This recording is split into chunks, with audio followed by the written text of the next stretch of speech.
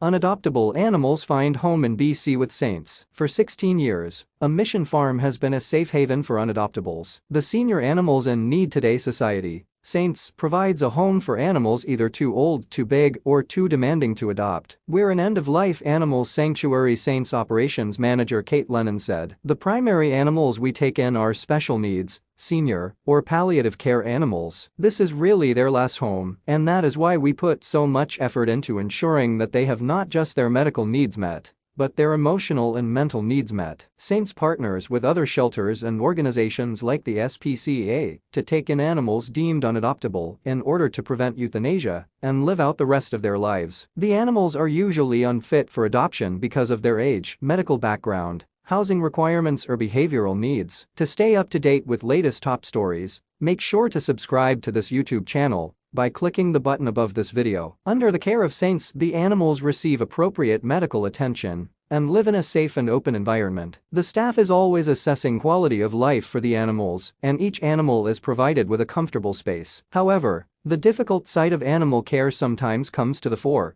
especially because the staff becomes attached to the animals. It's no different than losing a pet of your own. These animals become part of our families. So when we have to make that end-of-life decision for them, of course, it's emotional. But the reward that you get from having them in your lives for however long that is, whether that be a couple of weeks, month, a year, it just balances it out. The organization has 13 staff on site, providing 24-hour services with roughly 30 volunteers as well. Some volunteers have been working with Saints for upwards of 15 years. Without the volunteers, we wouldn't be able to exist because our staff is quite small for the amount of animals that we have to care for. And all of them have very high needs. It's around the clock. In their first 15 years of operation, Saints provided $1.2 million in veterinarian care and has helped upwards of 950 animals. Per year, they receive 9,360 volunteer hours and 11,444 paid staff hours. Prior to the COVID-19 pandemic, they had 388 monthly donors. As a nonprofit organization, Saints relies exclusively on donations in order to function. Medication for the animals is a significant cost, Lennan says. Approximately 90% of the on-site animals require medication 1 to 4 times daily, which increases the need for overnight staff. Every organization has highs and lows throughout the year. We're going into the Christmas season, which thankfully is a bit higher. But like every organization,